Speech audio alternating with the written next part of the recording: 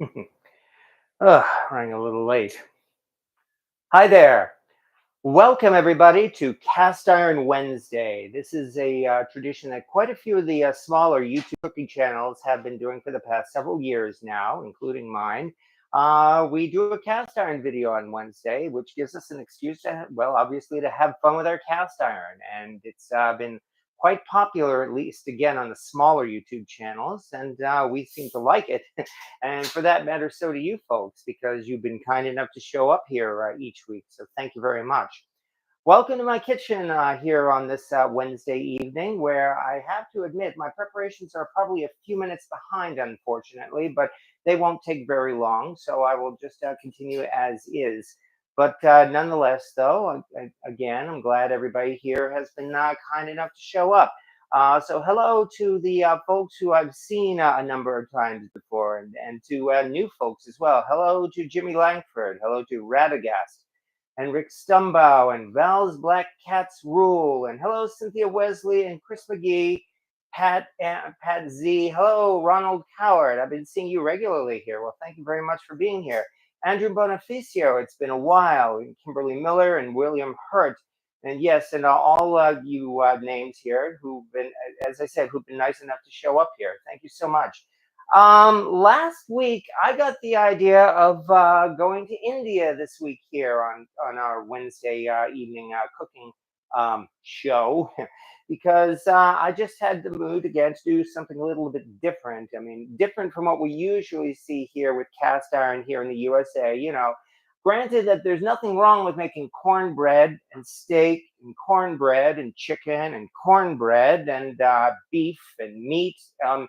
And all that in our cast iron, which, as I said, nobody's ever going to get tired of that. But that's one reason why I wanted to go and do a very simple Indian style dish tonight. India, the country, that is, because, I mean, hey, we love a good old curry. And so I thought I might put one together here tonight. Anyway, didn't we vote last week? It says Rocket Caver.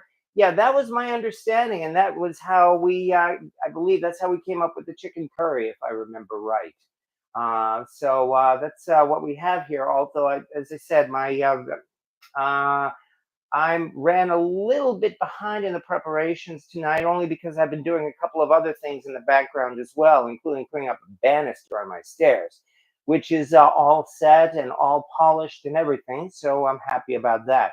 But now it's time to get down to some cast iron. For starters, we will indeed well, of course, we'll be using cast iron tonight. And here tonight, we're going to be doing this entirely on the stovetop in one of my favorite kitchen tools. And you folks have seen this a number of times before as well.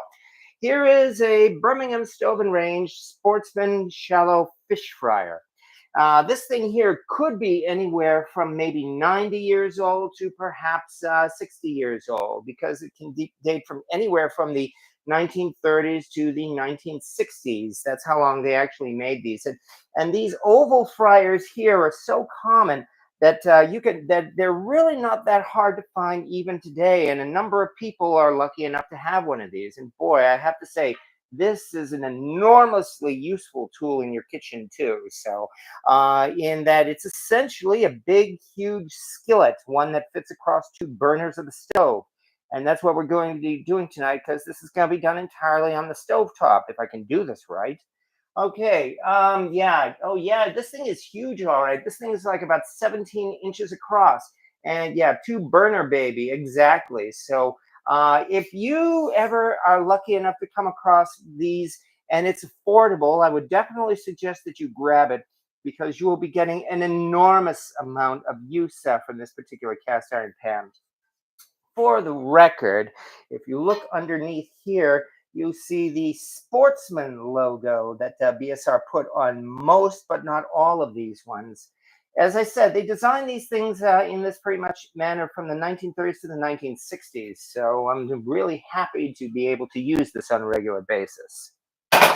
And there it is over there on the stovetop, which we will be coming back to just a minute. Hello, Mercy B. A lot of pain. Oh, sorry to hear about that. Okay, I guess somebody else had another accident. Well, again, my condolences about that. Those run around $100 here. Well, you never know, Rocket Caver.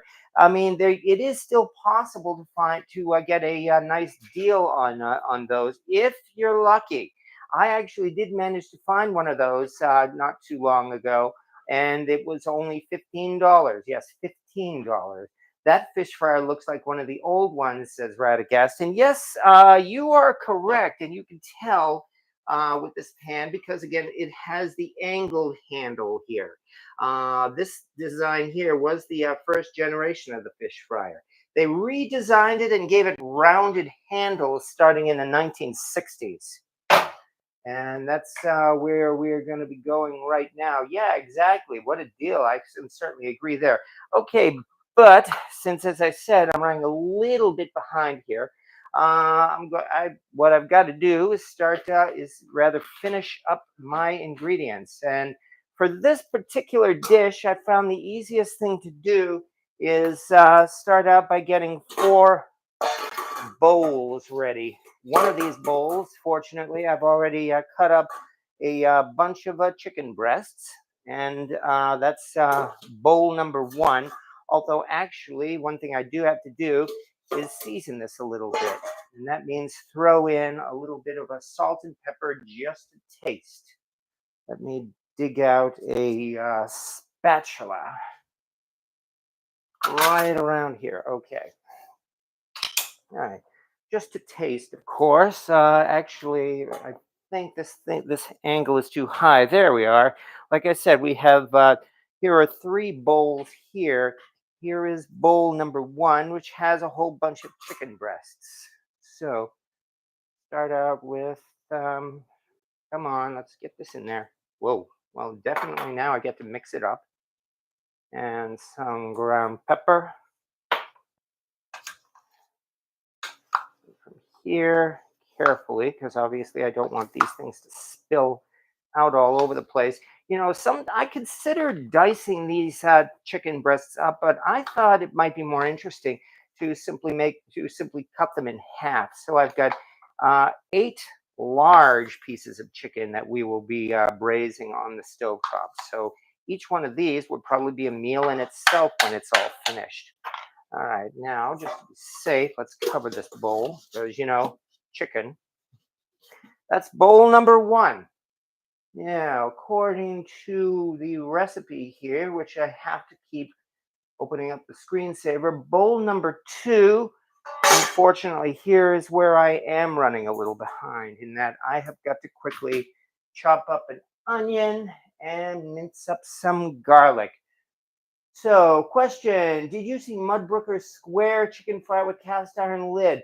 If he showed that last night, I'm afraid I have not had the chance to see that. I'm sorry to say, because as I mentioned, I was unfortunately busy putting up my banister last night. So I'm a little bit behind catching up on the cast iron videos. But of course, well, since there's always tomorrow and Friday, I guess, there will certainly be time to, let me lower this a little bit, time to take a look at that. But no, I have not had the chance. If you want to describe it for us, though, please feel free to do so while I'm busy chopping this up. Ain't that square one he got to die for? Yeah, it was. It will be a long time before we see one. Oh, I don't doubt that. So, yeah, it definitely sounds like he made himself a real score. If I understand right, he went to an auction. Okay, looks like I might even have to dig out another onion, perhaps, because this thing says about at least 1.5 cups of onion, and I'm not sure if I'm going to have that much. So I may have to, as I said, let's dig out a second one. Promise I am trying to go through this as quickly as possible. Normally I would have this prep work done in time for the live video, and I can only apologize again for the slight delay. Let's get this out of the way here. All right. Cut this off too. Okay. All right, so start chop, chop, chop. this and that. Gotta be careful. Knife, after all. Like everybody else, I do have my occasional war wounds from from my sloppy knife work, and let's just say that I do not want to repeat that experience. So I just do carefully the best I can as I am chopping. In that, even though this is much slower and much sloppier than you might see Gordon Ramsay do, well, I'm not Gordon Ramsay, so I just do what I can. However, it's really not that difficult if you take your time and you have, well, even a decent knife. Then just chopping up an onion is not really that difficult. Just a little bit more, and this on the side. There we go. And finally, the extra step. They say if you do this, that demonstrates you are not a chef. Well, guess what? I'm not a chef. That is taking extra time here to give these onions an additional fast and rough chop. There we go. Okay, so there's a starter. This, let me dig out my scraper. Yeah, magnet. This is an enormously useful item in that I think I paid maybe $4 for it at least 10 years ago, and I've definitely had my money's worth from this. This scraper here, well, as you can see, it's a great scraper for vegetables. I understand these things are also supposed to be used for splitting or cutting dough, but I don't do that very often.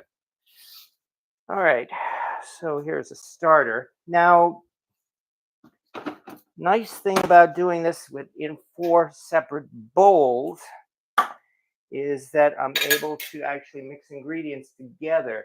In that, from here, I get to do some minced fresh ginger root. And then I just throw it in the same bowl. And fortunately, about 1.5 teaspoons is probably about there.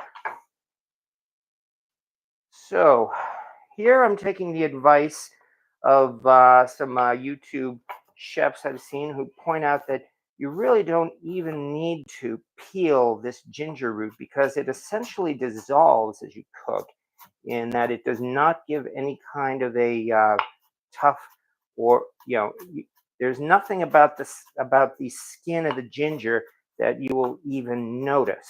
And so I'm certainly just taking their word for it here. Nice thing is, I think I'll mince it just a little more carefully.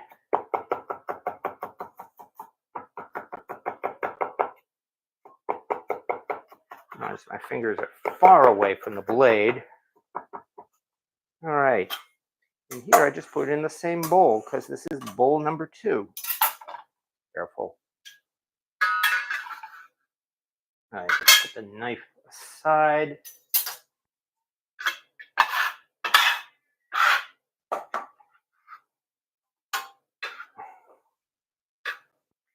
All right, we have some onion, minced ginger, and I believe we also mix some minced garlic into this. Yes, you do. About a tablespoon of minced garlic. Fortunately, with minced garlic, I cheat. Okay.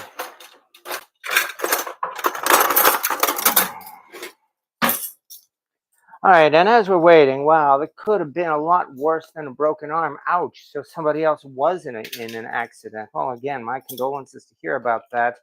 But yeah, I guess, as you say, it certainly could have been worse. So we are just glad to see you here tonight. So yeah, definitely just take your time, enjoy the show as it is. And of course, we hope you get better as soon as possible. Anyway, this is bowl number 2. Chopped onion, minced garlic, and minced fresh ginger root. I'm actually thinking, though, I might actually quickly throw in another onion. I just got the feeling that we do need a little bit more of that, especially since I'm kind of doubling the ingredients here. More garlic? Somebody says more garlic. Well, okay. All right. Well, it's 3-0. My guests want more garlic. So, since they're the ones who are going to be eating it, and I presume they're not going to be kissing anyone who they're not already intimate with. So, yeah, exactly. Well, on the other hand, I get the I was going to say, on the other hand, I get the feeling that you wouldn't get into a relationship with someone who doesn't like garlic, meaning that you're never going to date a vampire. All right. Okay, I admit I'm wrong. I know you had a relationship with at least one vampire, but that's as far as I'm going to go. Now, you know I don't gossip here online. All right. Yeah, we'll save it for after. All right. Come on. There's the part about, okay, this is why in cooking competitions they just simply peel off the first layer of the onion, because it's much faster. Get rid of the rest of this.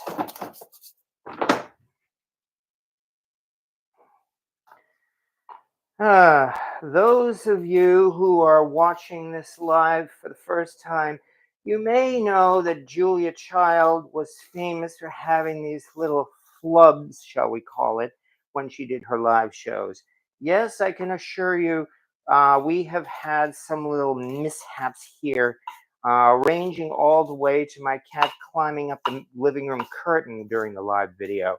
Of course, I do my best to try to avoid that, and especially I do my best trying to avoid injuring myself. Maybe I shouldn't jinx it too much, but I think the worst injury I've had in these live videos has been when I touched a very, very hot part of the stove and got myself a little burn or two on my arm, which, if you look carefully, you could actually still see the scars even today. But again, that's pretty typical for anyone who cooks. We all have our little battle scars like that. Just got to be sure not to have anything more serious than that, and preferably do it as little as possible. All right, so means we chop up these onions once again. Like I said, my fingers are far away from the blade. It's one little thing I learned. I'm completely self-taught as far as all of this cooking stuff goes, but YouTube has definitely been a real school for me. All right, so there we go. We have doubled up on the onion.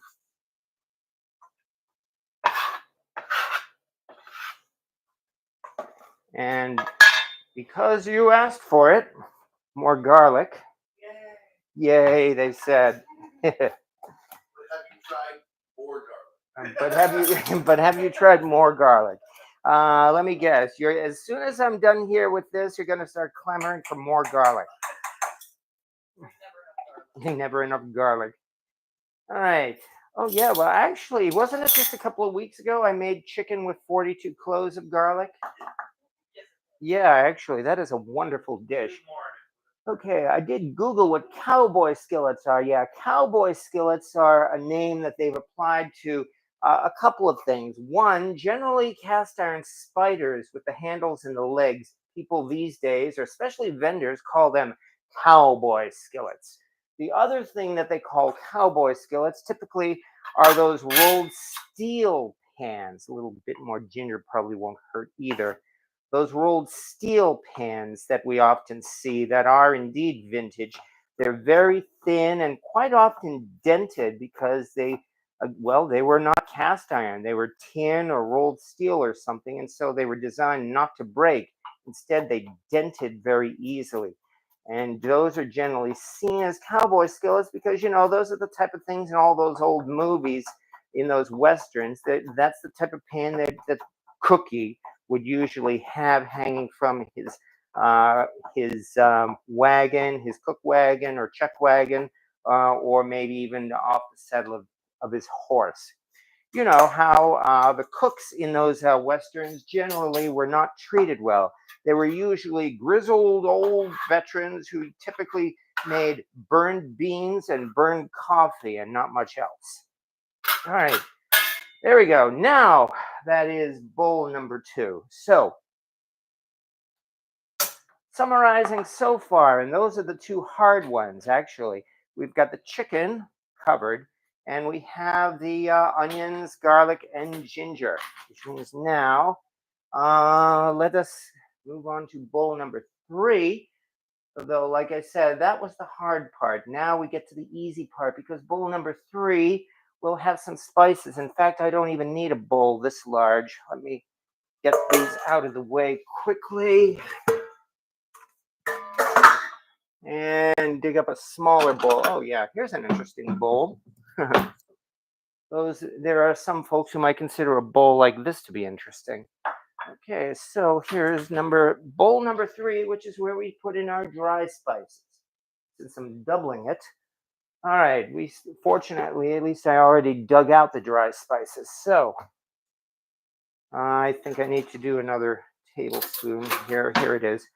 Let me see. It's mentioned 1 tablespoon curry because, of course, this is an Indian dish, and it's like just like there's never enough garlic. It looks like there can never be enough curry either. There's 1, and in fact, I'm going to double that. Got to remember to double each of these spices. So here's 2 tablespoons of curry. Next will be a teaspoon of ground cumin. Cumin is a pretty mild spice, actually. It's usually used to accompany things like either curry, chili, or maybe both. Whoops, it said teaspoon, not tablespoon. Where did I just put those? Here it is. So 2 teaspoons of cumin. Yeah, I can smell that curry already.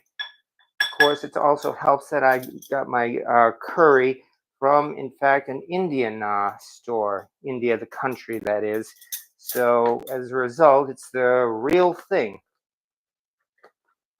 So that's 2. Number 3 is 1 teaspoon of ground turmeric. Oh, yeah. And here again is where when you buy turmeric at actual Indian stores, there's no such thing as a small container of turmeric. Turmeric is supposed to have all kinds of medicinal properties and everything like that. More garlic, he said. Okay, 1 teaspoon. That makes 2 teaspoons coming up of ground turmeric. The other fun thing about turmeric is if you're not careful, it stains. So here's 1. And here is 2. All right. Let me see. Almost done. Turmeric. And finally, cayenne pepper, but not too much because the spice tastes of my dinner guests here vary. One person only likes a little bit of spice. Another one pretty much has says the more heat, the better. So I will just simply serve some hot sauce at the end for them to add as is. However, I will put in a little bit of cayenne, maybe half a teaspoon or so, just as I said, so that we will have a little bit of heat, but not much. Are we done with our spices? Yes, we are. So that makes bowl number 3, and that means we're almost done here with our prep, finally. We get on to bowl number 4, and bowl number 4 is where we're going to have something like our wet ingredients. So it looks like I do have to get one of those bowls back out. Oh well, not a big deal. Because bowl number 4 is where we put in a can of diced tomatoes. So here's the diced tomatoes. Get out my trusty can opener. I believe I have to drain this though, because I don't want there to be too much liquid. So let me do this quickly. I should have done that. All right, fortunately, this one doesn't seem to need to drain very much. So here we go. Here are our diced tomatoes, because there are two things that are in almost every modern day India recipe. One is diced tomatoes, and the other, of course, is yogurt. Of course, gotta have the yogurt. And for this, it says here a cup of plain yogurt. I might expand that a little bit. And so once I'm done with this, of course, my guests are just gonna have to eat some yogurt. Gee, I'm sure they will be so upset at that. Measuring cup. Here we are.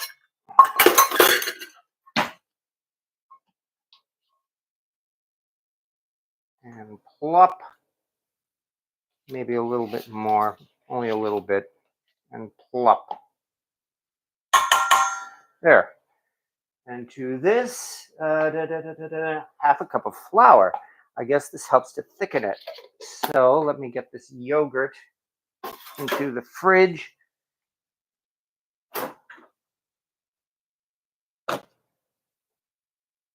Dig out a little bit of flour. Mix it up. And with that, we will be, careful, ready to go. After this, I'm going to have to put this extra flour into the container so it doesn't spill. There we go.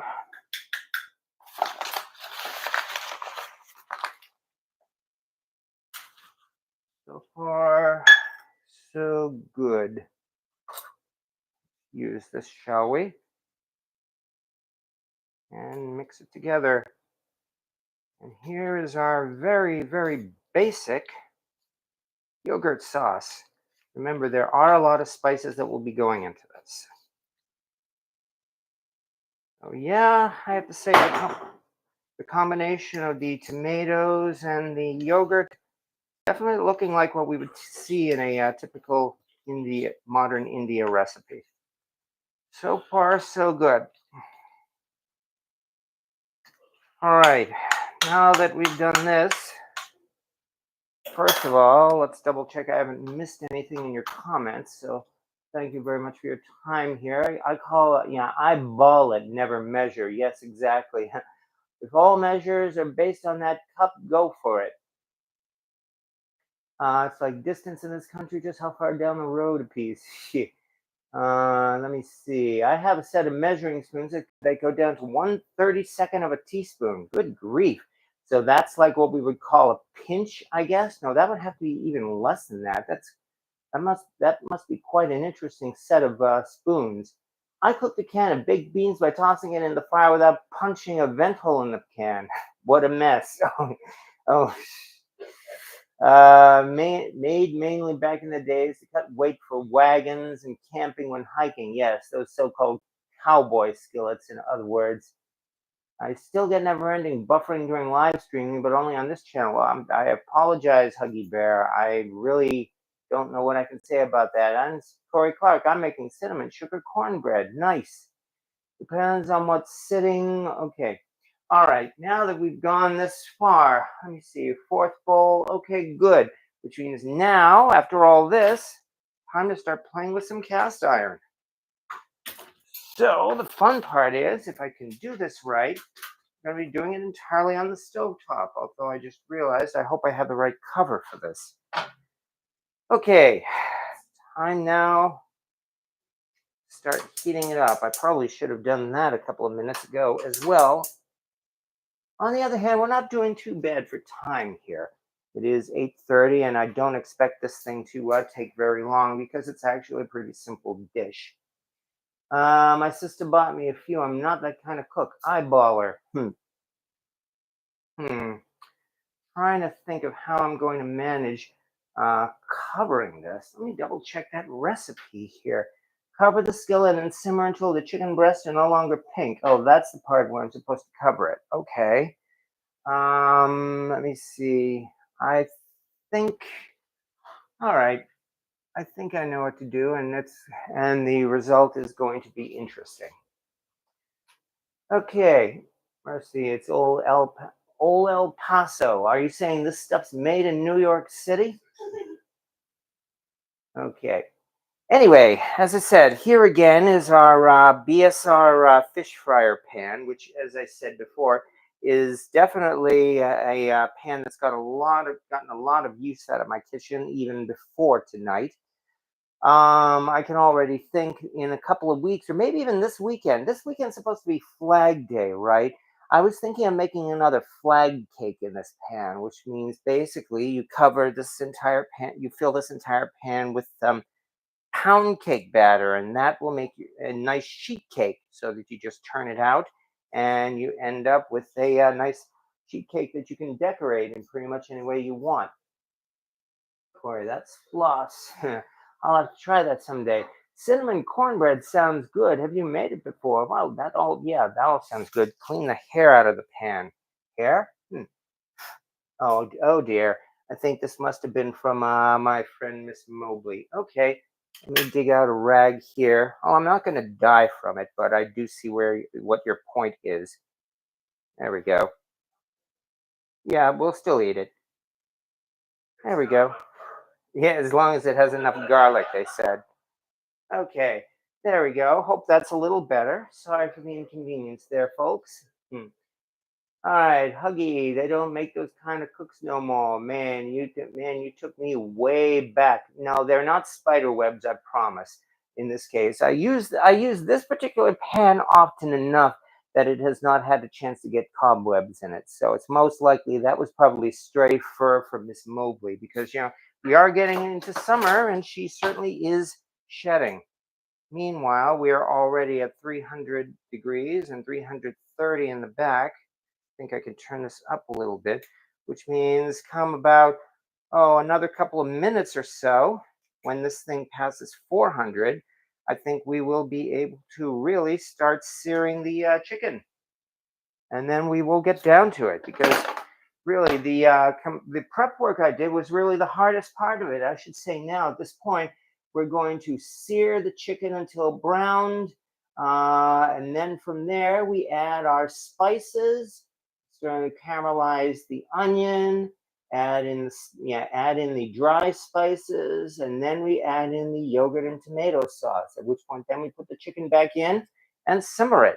So yeah, this is really a pretty basic dish, and I'd say the hard part is already done. So thank you very much. Yeah, yeah. Somebody says cat hair is actually a fashion accessory.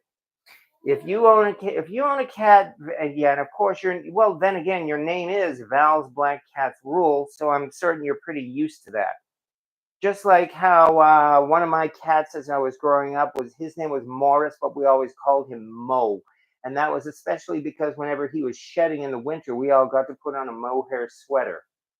So, hmm, I get dog hair in mine somehow. Yes, as I said, we all had that little problem, and nobody's died from a little stray piece of cat hair getting there. I mean, it may be a little bit annoying, but it's really no worse than that. So, and of course, this is the type of thing you never see in Gordon Ramsay's kitchen. So, yeah, here's another great reason to cook live, I would think. Anyway, while I'm waiting, I should also dig up some oil for searing that chicken, which I believe I have. Yeah, here it is. Okay, gotta put that back. All right, and hey, I've been using a fair amount of this stir fry oil, so I'm glad. At least I got a lot of good use out of this big container here. Mohair sweater, yes. All right, hair in the diet. Well, it could be worse. At least here's to the hair of the dog that bit you. Hopefully none. Okay, hey, we're past 400 degrees here and 475, 436 on this one. So I think I'll turn this up a little bit more yet. And we're ready to have some fun. So that means here are our chicken pieces. And as I said, just to make it interesting, I did not dice this chicken. That also means I got to dig up my tongs. Well, here we are. Glad to show off once again my Volrap tongs. Yeah, which I managed to actually, I believe, no, I think I found this one at a restaurant supply store, if I remember right. And yes, I did actually buy it for the name, but these turned out to be very high quality tongues. So I'm quite glad about that. I'll definitely give a thumbs up to Volrath, even if they're not making cast iron anymore.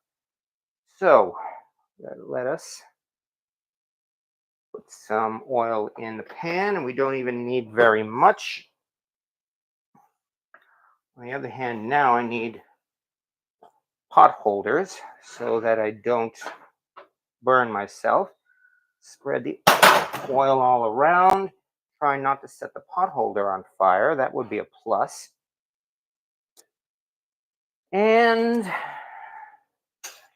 like our friend Rick Sanchez says, away we go. 1, 2, 3, 4,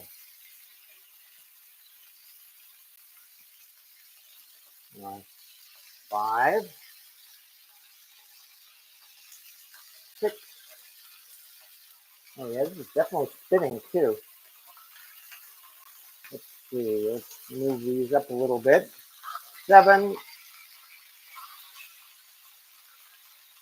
and move this over. Is number 8. Oh, nice. Oh, somehow I got an extra piece there. Make that 9.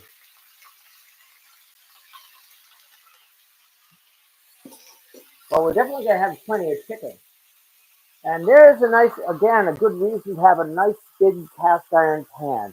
I mean, as you saw, I got one of those big, huge packs of bone-in, skin-on chicken breasts at Price Chopper in this case.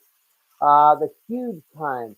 So I just simply deboned them, took off the bones and the skins, and simply sliced them in half, and we have got a whole bunch of chicken here.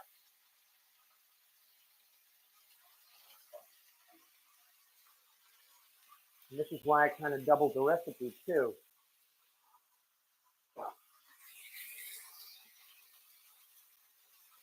All right, so we'll have Ricky, yeah, tabby cat chicken. Okay, yeah, this show has been a weekly bastion. Well, thank you very much for the kind words. All I can say is that I just do what I do each week here because I find it a lot of fun. I mean, yes, YouTube does pay me for this. I won't deny that. But my main reason for doing this week after week has been to have fun. And you folks here are definitely a big part of the reason why these live videos have been so much fun. Flip this over, shall we? There's 1, 2, 3, 4, 5, 6, 7, 8. Also these tiny little pieces as well. And besides, all we need to do at this point is brown this chicken. We're not going to thoroughly cook it yet because we're going to be simmering it until it's done.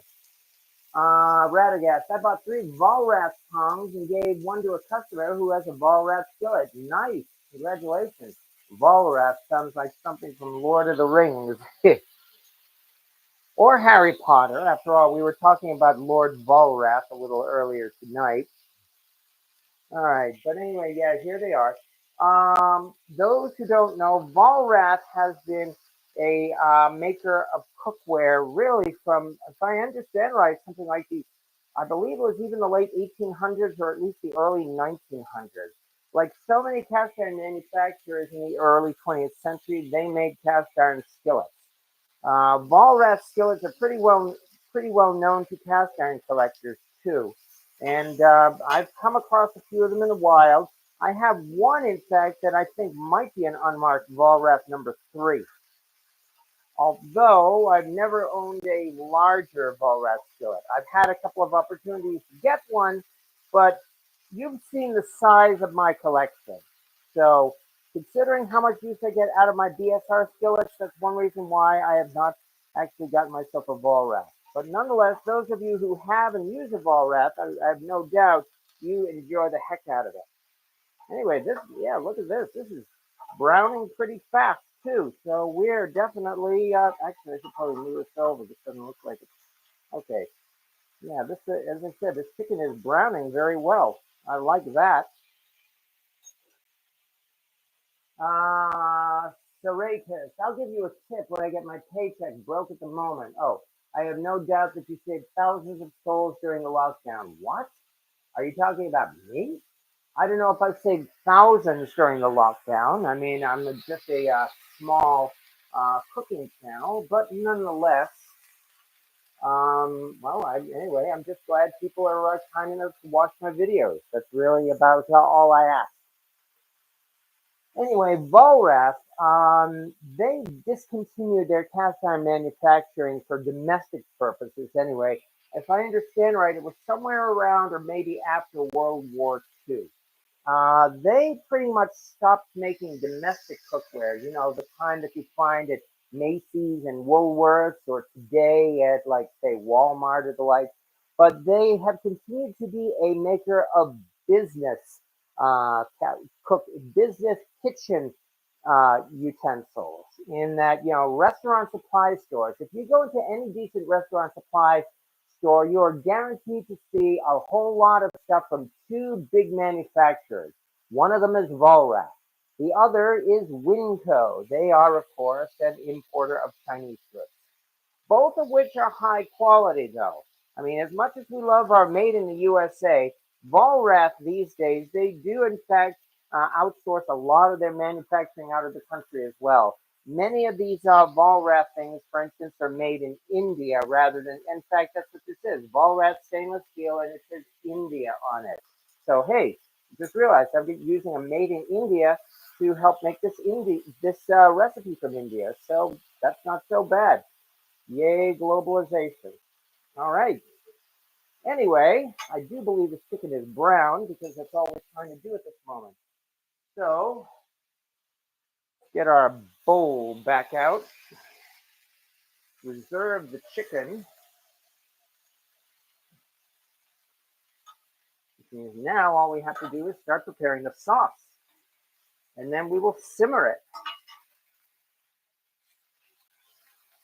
And frankly, I mean, if I'm speaking to my guest here. If I wasn't doing this live, I mean, I realized doing it live actually makes it last a lot longer. I'm betting I could have this whole thing done beginning to end within about an hour or so if I wasn't doing it live. Did I put enough garlic in it? Well, gee, I don't know. Maybe I should just dump a whole bunch more garlic in it. Okay, let me see. So far, so good. The next step now is, let's see, reduce the heat medium high. Oh yeah, good point. Don't need to burn this because next we add bowl number 2, which is the garlic. Oh, and the onions and the ginger. So where did I put that spatula? Here it is. And here comes number 2. And that is where we start with the aromatics. You know, they talk about the Holy Trinity in that in Cajun country, of course, the Holy Trinity is onions, celery, and green peppers. Whereas in England and a lot of America, the Holy Trinity is, of course, carrots and celery and onions. Well, in India, it seems like the Holy Trinity is onions and garlic and ginger. Yes, and more garlic. Okay. Anyway, it's only a matter of spreading this around until it gets nice and soft. Then from here, we add in our our seasonings. Yeah, this really is easy. All the hard part was definitely the prep work. You know, because all we have to do is season up our sauce, put the chicken back in. Oh, nuts. I just realized I forgot something though. While I'm doing this, I promised as well we would have rice to go with this. So I had better very quickly prepare some rice. Fortunately, as long as I don't drop this on the floor, that's not going to take very long. also means there's an excuse for me to bring out my favorite rice cooker. That would go over here, and that is the Wagner Magnalite Dutch oven. And keep stirring. Just keep stirring. Just keep stirring. Ooh, I can smell the ginger at least, so that's something. All right, so that means I've got a little bit more multitasking to do here, because while I'm doing this, I need to prepare quickly some rice. And that means I'm going to have to dig out yet another bowl. Here we go. All right. Clean this out a little bit. Over here at the sink, get out my strainer and quickly dig out my basmati rice, because of course it has to be basmati tonight. No, that's not the one. It's over here.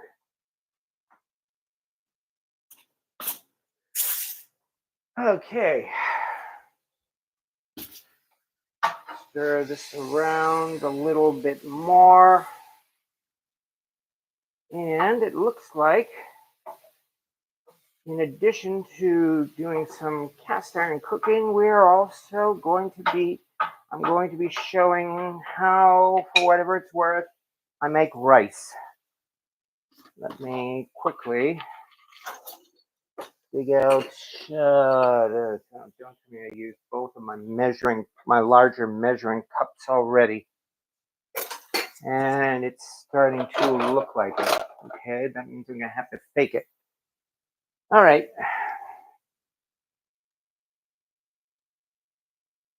One cup.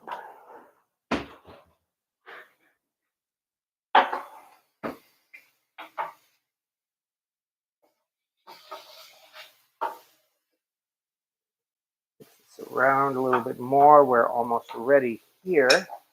Meanwhile, over here in the sink, I have a bowl. I have a dry bowl and my strainer here. And to this, I'm going to very quickly put in 2 cups of basmati. 1 and 2. There we go.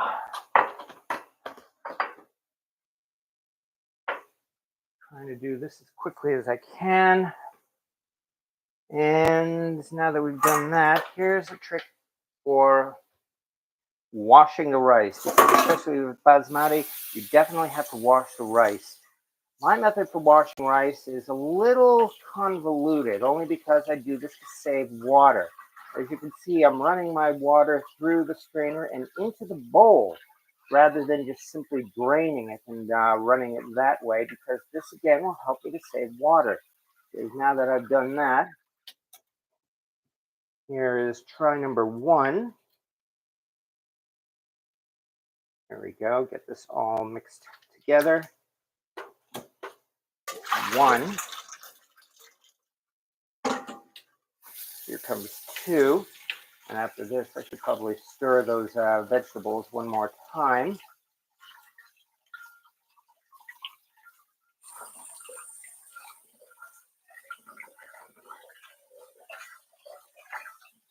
So here's 2. Just keep mixing, just keep mixing. There we go, there's 2. So I'm do this 4 times, so I'm already halfway done washing the rice. However, at this point, as I said, I definitely do not want to burn this. So let's mix it around a little bit more. Yeah, I'd say we're probably close here to the point where we get to add our seasonings. And I'll do that in just a second. All right, finally, number 3.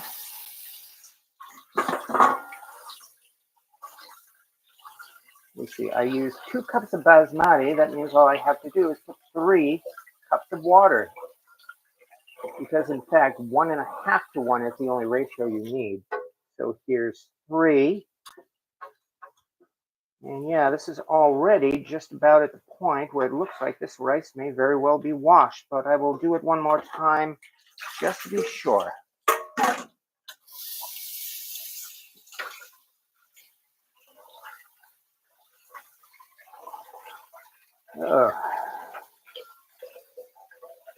If I may be so bold as to say that,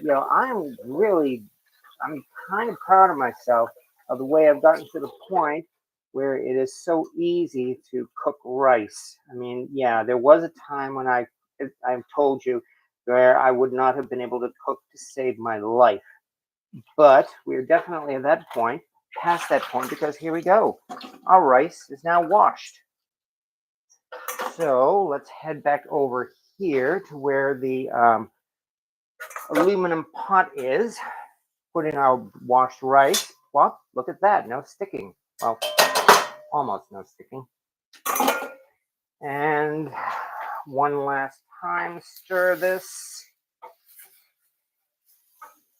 All right. Finally, let us quickly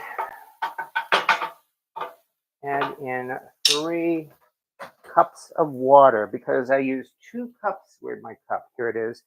I used 2 cups of rice. So now we've got 3 cups of water. And that's one reason why I chose 2 cups of rice, because it's easy to measure. 3 cups of water. 1, 2. Basmati has a nice buttery taste when it's finished, even if you don't use butter in it. Or I should say a nutty taste. That's probably a better way to describe it. And 3. There we go. Now I just simply put on the heat. Let this come to a boil uncovered. And that takes care of the rice. Now, finally, let's get over here to our onions and garlic and ginger and garlic. And now we add the seasonings. In fact, at this point, we are now just about done. So here comes the seasonings. Bam.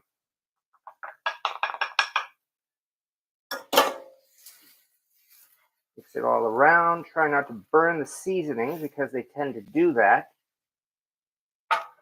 But this is definitely going to give it some flavor, that's for sure. Pretty intense flavor, in fact. And to this, now that we've done that, here comes the last. Let me see if I've got this right, but right. Mix the tomato and yogurt sauce in.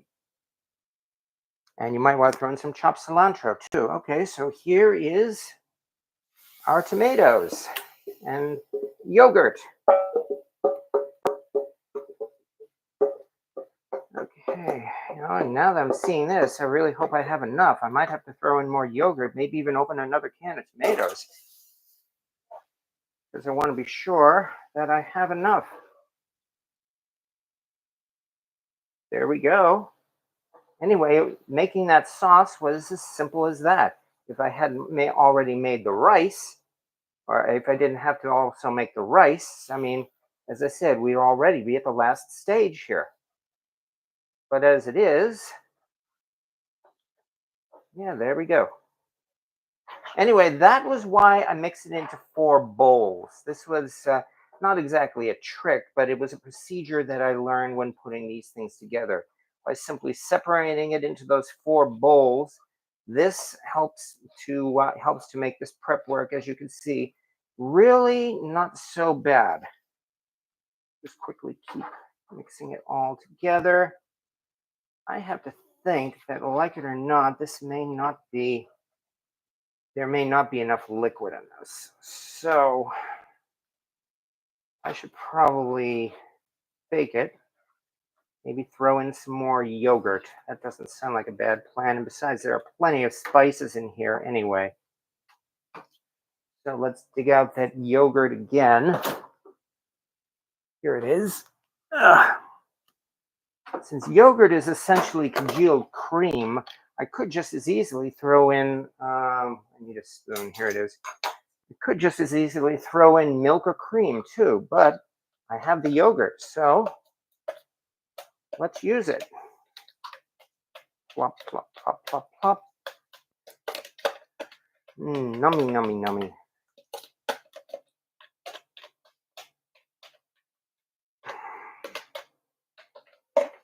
Hopefully that will be enough liquid. The other question is, how am I going to put a lid on this? I do indeed have a lid for the Sportsman fish fryer, but it's in the lye tank. So in fact, I'm going to have to improvise. Yeah, I think I did the right thing though by adding this extra yogurt. I do believe this has made it more of a sauce. Now that we've done that, here we go. And this is like I said, this is entirely a stovetop recipe too. In that I don't even have to bake this in the oven. Rather, now that we've gone this far, here comes the chicken once again. And here's hoping we can make everything fit. Where did I just put those tongs? Here they are. Here we go. 1, 2, 3. Probably turn the heat down, in fact, because at this point all I need to do is simmer it. And really all we need to do is simmer it until the chicken is cooked, which means it reaches the right temperature, which in this case would be 165 degrees Fahrenheit. So let's cover it with the sauce. And then I'm going to have to try something, which I hope works. You know, I could just simply put foil over this. That would probably be the easy thing to do. But if you've seen this channel long enough, when have I ever done the easy thing? No, of course not. That's not me. I always have to do it the hard way. Anyway, off to a decent start so far. A couple more little pieces here. It's already starting to bubble, so that's a good sign. And one more little piece. And hey, it looks like it fits. Nice. So far, so good. Yeah, we're off to a pretty good start here at this point. Because now, as I said, all we really have to do is simmer it, and the chicken will be done. Meanwhile, the rice has not yet come to a boil, so I still have at least a couple more minutes with that. But so far, so good. All right, while I've been waiting, cultured milk is yogurt, same as sour cream, only made with milk. Yes, exactly. Okay, just my take, don't go writing it down or anything. Release the chaos. Yeah, exactly. Here comes the chaos. I use commodity rice and keep praying my friends keep me with some. I guess you mean your friends donate rice? Well, that's not a bad thing either. Okay, while this thing is simmering, it's time to go. And yeah, as they said, release the chaos. What am I going to do? I'm going to pull out another cast iron pan. Which one am I going to use? How about the BSR deep fryer? How about that? Let's see if this works. If I put it up over, and I hope I don't. Hey, look at that. As long as I'm careful. Ta-da! Check that out. It's not perfect. I mean, as you can see, it's not an airtight cover. In fact, I should probably move it over just a bit. There we go. But we got it. And you know, I probably could have done this the other way. I probably could have made this in the deep fryer and then used the shallow fryer for a cover. But I didn't think of that until now. So you said release the chaos. Guess what? There we are. Yeah, huge. Yes, exactly. Well, if nothing else, there's going to be plenty of room for this thing to steam, at least. I could certainly say that. And if you look carefully, you can even see that there are little traces of steam already coming out of the front. Meanwhile, the rice is just starting to boil. I'd say at this point, within 1 minute or so, I'll be able to bring that down, which means looks like everything's going to be done probably within about the next 20 to 30 minutes, I think, depending on how quickly the chicken gets to the right temperature. Oh, what is he making? Chicken korma? I'd have to look up a korma recipe. I'm not sure what you call it. I'm just calling this a very basic chicken curry because that's all we did.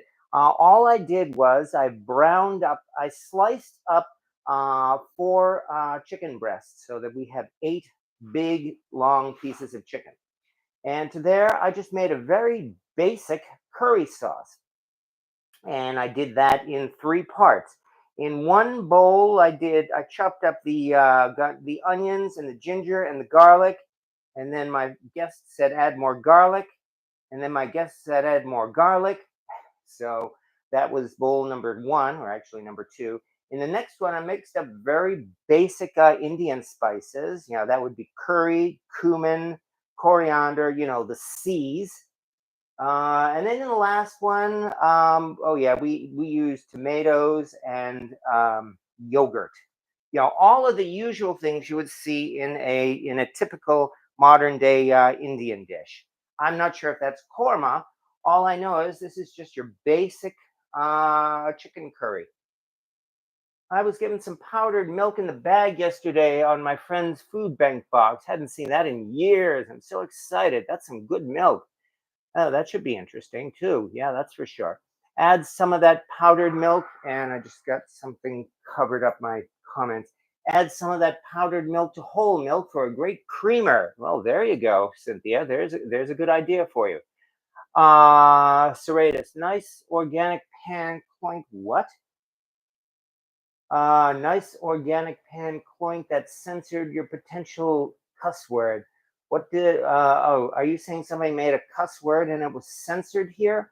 There are a very few words that are indeed censored in this channel, but as far as I know, most of those words are political, not having to do with things like organic or the like, despite my dislike of many of these so-called organic things. Okay, well, so far so good. We've got an yeah, it's interesting, the little wisps of steam coming out from that pot, actually, especially on this video, giving a pretty nice effect here. Almost like something you might see in a 1950s science fiction movie, for that matter. War in Ukraine. Chicken korma is similar, but it involves garam masala and coconut milk. Oh yeah, I could agree with that. Yeah, instead of yogurt, I suppose, as you said, we just add coconut milk. And I know I have some garam masala somewhere as well, but again, all I made really right now is just a pretty generic, just that chicken curry dish. With all of this stuff you can easily get at the store. Okay, I use powdered milk to add calcium to my tomato soil. Well, there's an idea for you. Remember a couple years back, they kept blocking you when you said chicken breast. Yeah, I kind of remember that. That's when they got stupid. Was it YouTube or Facebook? When Facebook actually did censor the word breast. And this ended up giving a huge outcry in which I believe they actually managed to force Facebook to back off on that. Big Frankenstein pot boiling up ahead. Yes. I have boiled a couple of heads, although it's been a few years now, and that I've made hog head cheese. My peppercorn is bouncing around my bed. Oh, I see. Peppercorn is your cat or kitten. Nice. They let the word legs and thighs slide. It was YouTube. Yeah, well, I'm not too surprised. Not one bit, actually. That's when they all try to be politically correct. Instead, now YouTube has put other restrictions on their videos. About only a month or two ago, a new restriction came in on YouTube videos, in that any video I post here on YouTube, including these live videos, includes a new checkbox that I have to check. And if you check this, you agree that you are not making any videos that are in the likeness of a living person. In other words, I am not making an AI imitation of a living person, because, who knows? I might slander that person or something. Yeah. Somebody has a preference, C-dubs. Who was it that won the number 8 Lancaster skillet 2 years ago? I do not remember the name, I'm sorry to say. I'd have to look up that video. I think it was a person who, to be absolutely honest, unless I'm wrong, I think it was a person who unfortunately we have not seen again here on this channel. That happens a lot with these giveaways, unfortunately. But well, that's just how they go. Somebody just happens to be the winner of that giveaway, and then unfortunately, well, we never see them again. Well, that's how it again. That's how it goes. That's the luck of the draw, and that's trying to be honest. A couple of times, I've been lucky enough, or the people here who are regulars here have been lucky enough to win something here in these giveaways. I mean, probably most famously, Cooking with Bobby Joe, when I did that giveaway of the BSR number 14 Red Mountain skillet. She won it, and she has been using it regularly on her channel, and I'm quite glad about that. Another person on this channel, Jose Latias, yeah, exactly, just disappeared like a in the wind. Jose Latias, who's here, he's the one when I did a giveaway of 3 ugly hammered skillets. He won it, and he's still here, and he shows up here every so often, which is nice, and I can only hope he's getting a lot of use out of it. I believe, if I understand right, Cynthia, you've been lucky enough to win a couple of these giveaways here as well. Mr. Majors, that's no fun. I won on Lewis's channel and threw it back in the pot for a mega prize. Oh, that's interesting. Jose sometimes is around, yes. And of course, I'm not forcing anybody to show up here on this channel. Please understand. So even though that person won the skillet at the Lancaster skillet and we never saw him again, well, hey, that's his choice. And besides, this is a free YouTube channel, and I've been talking too much. My bad. Let's get this rice covered. Turn down the heat. My bad for talking so much. Okay, but nonetheless, all I have to do is simmer it on the heat for 12 minutes. So that's 9:08. That means at 9:20, I'll be able to turn off the heat. Anyway, where was I? Oh yeah, that's right. This is a free YouTube channel. Everybody is free to come and go as they please. And as I've said enough times, I'm not asking for donations or the like. I have no problem with anybody who uses their YouTube channel to get donations and income and all that, which is perfectly fine. I just personally simply chose not to, and I'm not judging anyone else. So, which is fine either way. The point being is, if you win something on this channel, well, congratulations. And if you never show up again, well, okay, that's how it goes.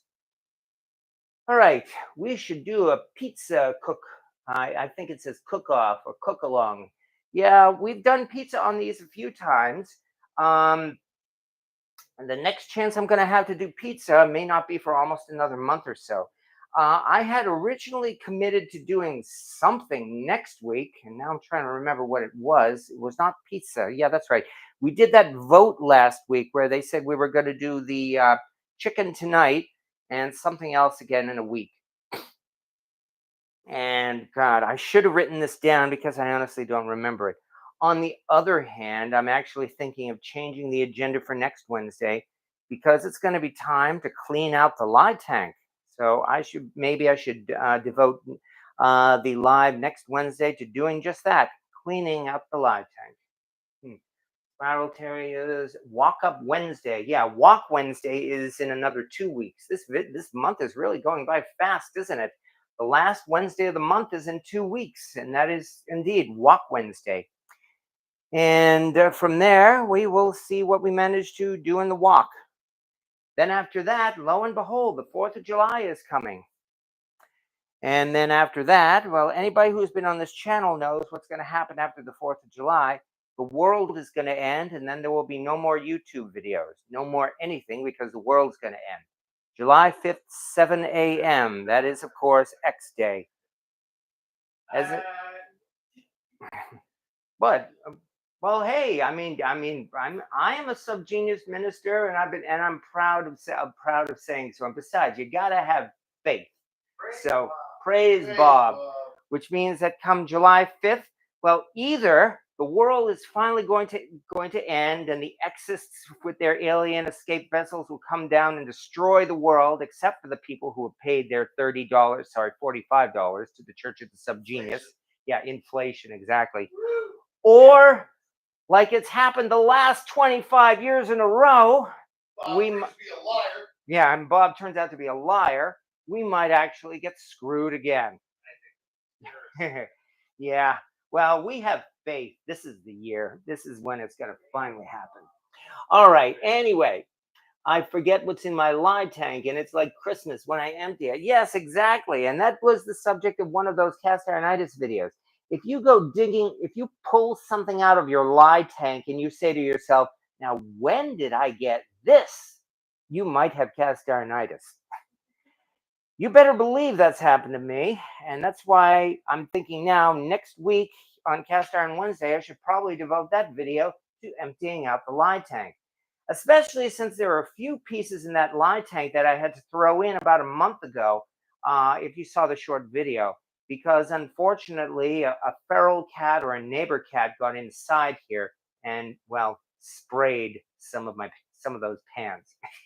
So yes, I did have to clean them off in the lye tank. All right, lye tank live. Well, it sounds like that may be a plan for next week then. Unless anybody can remember what I was supposed to do next week, because I'm sorry to say I'm running a blank here. Radagast, I have 5 pieces of cast iron out of the lye tank, and we'll be seasoning them tomorrow. Well, there's a project for you. On the other hand, that's one good point. This may have to be a weekend project, because just that, after they come out of the lye tank, I'm going to have to clean them up and season them. But I'll see how it all turns out. All right, and good night as well to Mercy B. Picked up a number 10 weight pack today. Well, congratulations, Handsome Stone. I can only hope you either get some use out of it or resell it. All right, so far I've been talking out of my gourd. I think now might be a time to start checking the temperature of the chicken. So that means I get to pull out my gloves again. Here they are. All right. And gotta be careful about this, because of course this thing was not designed to fit on this pan like this. But oof, take this off carefully. There we go. So far so good. And yeah, well, there's definitely been a lot of condensation in this pan too. So now that we've done that, let's see what the chicken is like.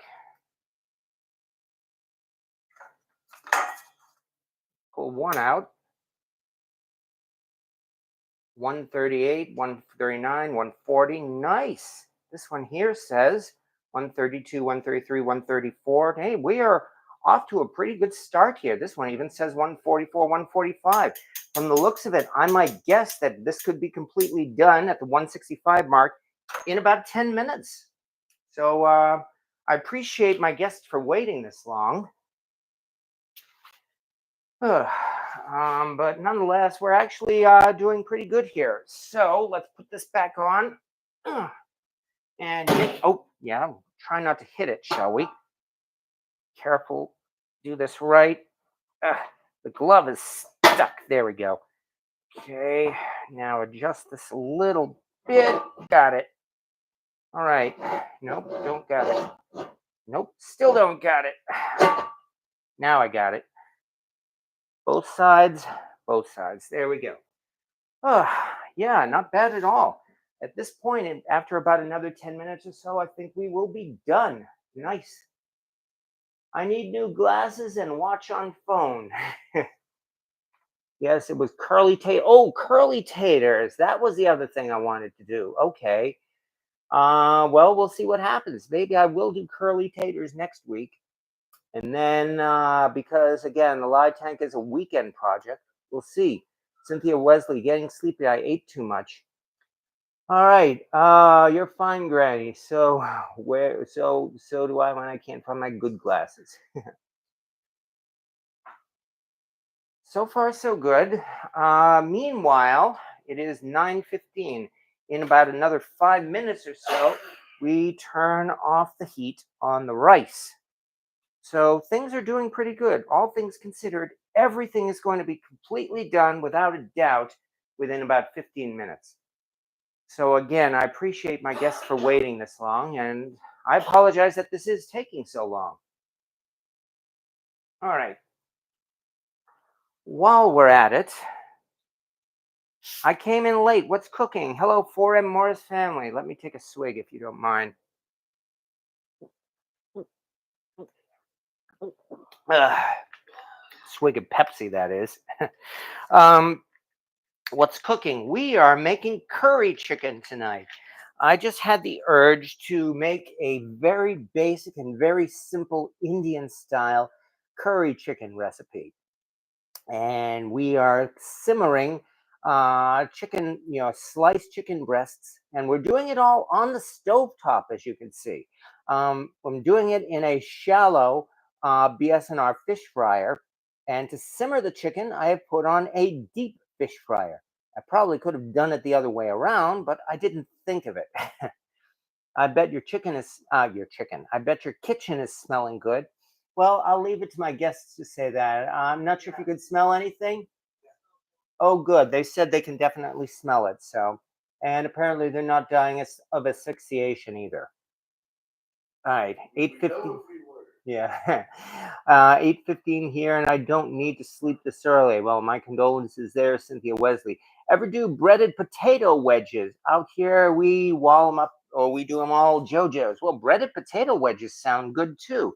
There are so many things that I haven't done yet, and I'm really looking forward to trying for the first time. Breaded potato wedges are just going to have to go on a long list of things that I need to try one of these times. Yeah. Well, I'm not so sure if you folks died of asphyxiation. I'm not so sure if I could tell because I mean, given the crowd that we hang out with, I'm reminded of when I saw this band, and the band thought that the crowd wasn't really interested or anything because they were all quiet and everything. But as soon as the band stopped, they all broke out in applause. Yay! Yay! And it says, and they said, "So, boy, you guys really look like you're dead." And somebody commented, "We're not dead. We just look that way." So, deep fried mac and cheese. Ooh, yeah. I think I did that once, and that all sounds good. But especially these days, where I really need to cut back on fatty foods a little bit, I'm not sure if I'm going to be doing deep fried mac and cheese anytime soon. On the other hand, let me see. The 4th of July is coming up, and I have got a friend and family that I'm going to be cooking for on the 4th of July. They're having a big cookout, and I have already promised them I'm going to get out one of my big cast iron pots and do a jambalaya on the 4th of July. And then after that, for X Day, I promised the subgeniuses, including Rubik's Cube, that I would go down there and cook and maybe make another jambalaya. So, so that's going to be an interesting weekend coming up. Okay, Warren, where do you live? Oregon. I'm knocking out egg roll bowls tonight. Oh yeah, that was the one we did. What I think that was just last week, wasn't it? Egg roll in a bowl. Yeah, that was no, that was 2 weeks ago. That's right. Last week was the cast iron discussion. But yeah, egg roll in a bowl was a nice and easy recipe. In fact, we made that in the walk, and that turned out pretty good. Fried potato chips, jumbo fish, home of Pennsylvania, home of pretzels, not to mention a lot of other things as well. All right, and pickled eggs too.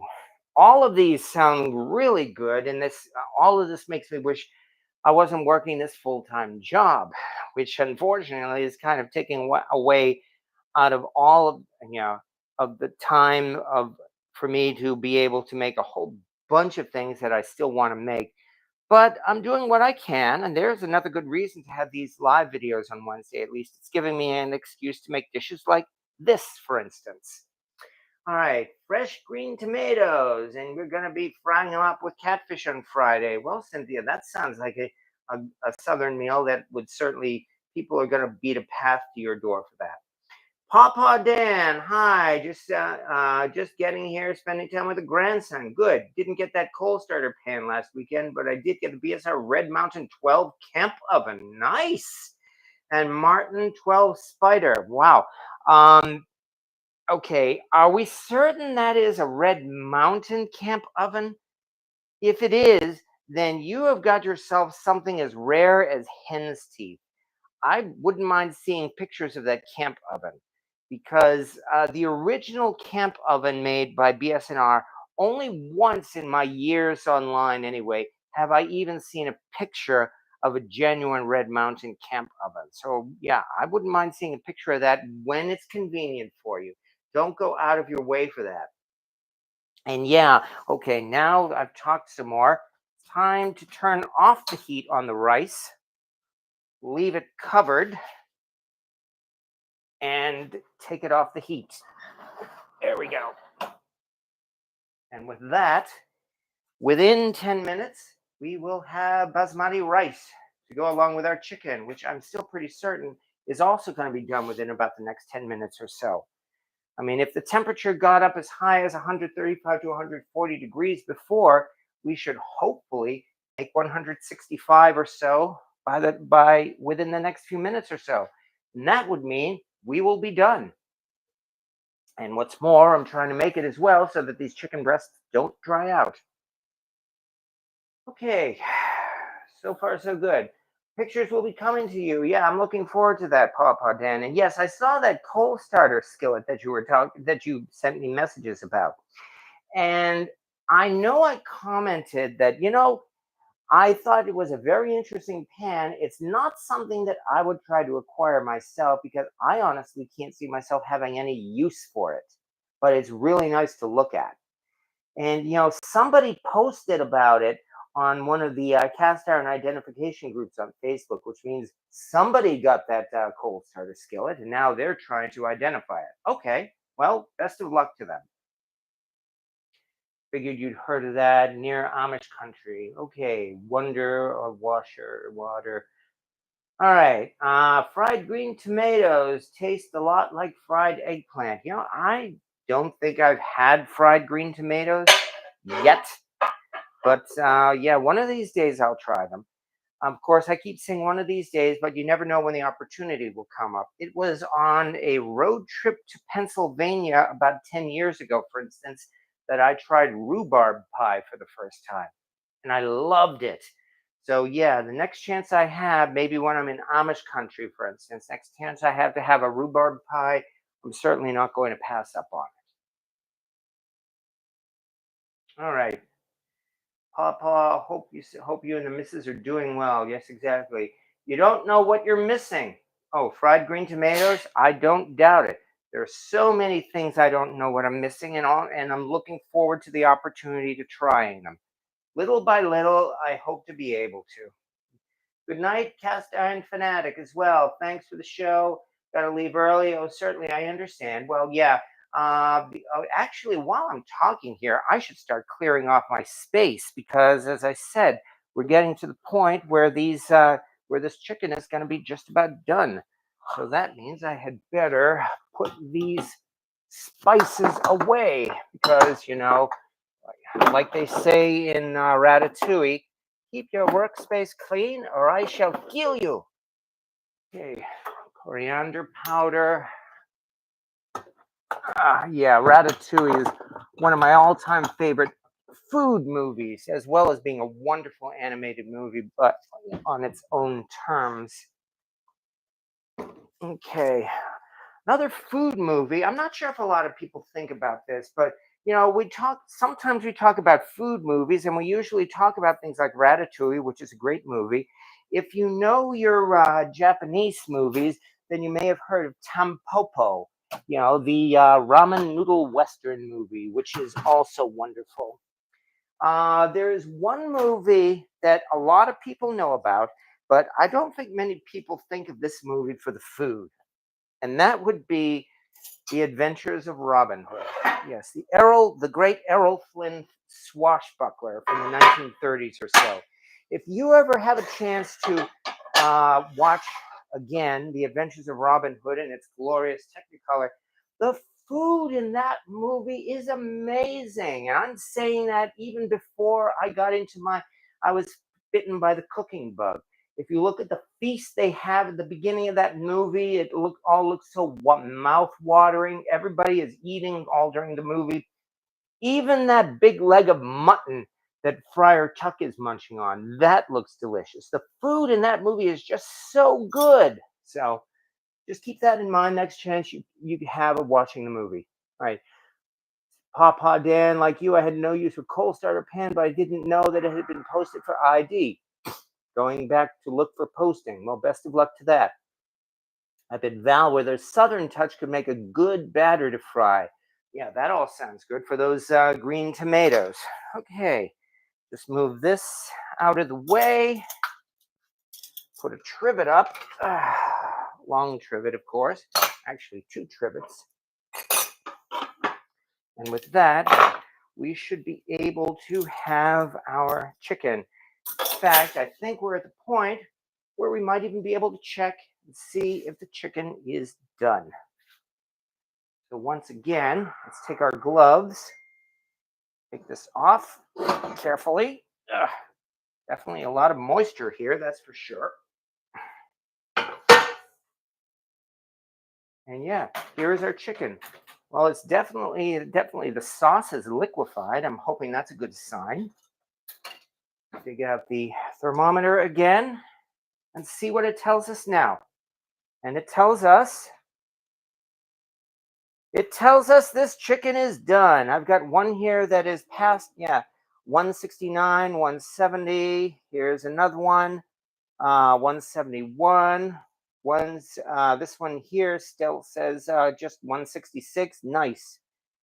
The chicken is done. Yay. So far, so good. Yeah, even this one. Okay, good. All right, we are good. So that means I get to turn off the stove. Move over here. And I'm going to have to take this other pan, which is also hot. Move that out of the way.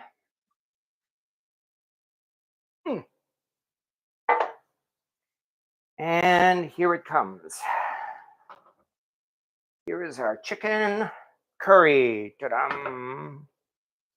Nice. Hold on 1 second. The wire is caught. Oh, come on. There we go. Take that again. Here is our chicken curry. So far, so good. That also means I need to take a couple of photos, and then I need to dig out the plates. And at this point, we're just about done with the rice, too. So if you'll excuse my camera, got to take a couple of photos. Click.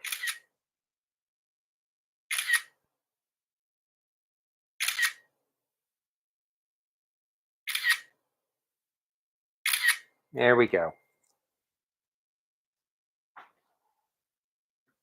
So as I said, this was a very simple chicken curry dish. I do have the recipe on my website already. If you go to my webpage, moneyback.com, look under the section Adventures in Culimancy, because I'm being fancy when I don't have to, you will see the recipe there for Indian chicken curry. I'm trying to think, okay. All right, here we go. I've got some ice. Maybe I should do bowls, considering that there's so much sauce in this. So in that case, let's dig out bowls instead. Oh, definitely, yeah. You want rice in the same bowl or a separate bowl? Yeah, that might work. Oh, there's the third one. So that will do nicely.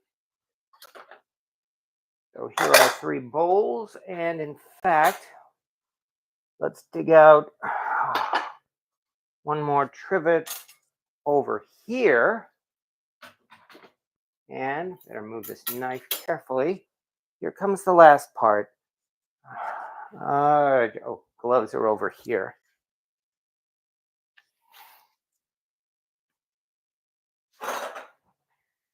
Go along with the chicken.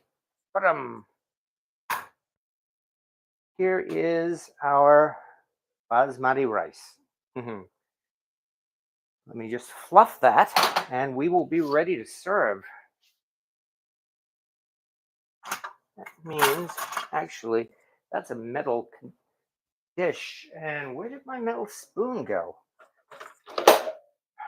All right, deal with it later. Here's one. This will have to do.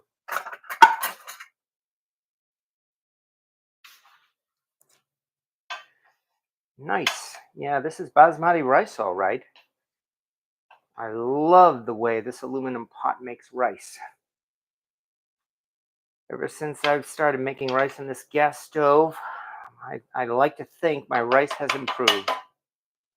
So now that we've done that, ooh, this is hot. Move this a little. Move this out of the way, and let's start serving. Here comes number one. And we are just about at the end of this video as well, folks, because we have definitely accomplished not that much. Okay, there we go. Definitely accomplished what we set out to do. There's one. Now we've got to carefully, without spilling this all over the place, put a couple of pieces of chicken in. There's one and two, and I'm sure you want some sauce on this too. A little, oh, definitely, yes. Little. All right, and if you want more, you can certainly have more, but here we go. Here comes number one. Oh yes, utensils. Why are our forks just seem to be disappearing, unfortunately? I'm sorry to say. Here's this. I have one fork. I really don't know where the others are disappearing to. Okay, anyway, while we're doing this, I think we are about all set here. If you'd like to be kind enough to help serve, I just need to close this up here, and then I'll be all done. All right, but anyway, okay, so far so good. So yeah, we definitely managed to do what we needed to do here. And I can only hope you folks are interested. I mean, I realize again, courage. Okay. Okay. All right. Anyway, I realize curry chicken is one of those things that people don't make here in the USA regularly in cast iron, unless, of course, you're in an Indian. You grew up in an Indian household, and there's really nothing wrong with that. But it is most certainly worth it because, I mean, again, curry chicken is delicious. What can you say? And it's nice and out of the ordinary, at least for most folks in the United States. So all I can say is give it a try. Especially, this really wasn't so difficult. And again, having you folks here watching these live videos really certainly helps to pass the time. So I can only thank you so much. As I said, if I hadn't been talking constantly during this live video, this entire thing probably would have been done in an hour. So that's not bad at all. But yes, what's the most you've ever lost in a coin toss? Well, I don't know. Okay, so anyway, I can only thank everybody as well for your time here. Next week, I'm going to have to see what happens. On one hand, yes, it's true. I did promise spiral potatoes. Maybe we'll do that because emptying the lye tank, as necessary as that is, that might be a weekend project because then I'm going to have to clean and season those cast iron pans. But nonetheless, there we are. Here is our curry chicken done in the Birmingham Stove Range oval fish fryer. So thank you very much to everybody, and now for again for being kind enough. That's too much light here. I'm sorry about that. Try again. There we go. At last. Thank you to everybody for being kind enough to show up here tonight, and I do hope you are kind enough to show up again next week because we're certainly going to be doing this again next week. I really enjoy doing this on Wednesday, and I have all of you folks to thank for that. Like Clico, for instance, looks yummy. I just checked the recipe out and the website looks great. Well, thank you very much. I personally cook curry about once per month and I hope you like it. Yes. as well to Val's Black Cat's Wool. And thank you very much for coming into my kitchen here tonight.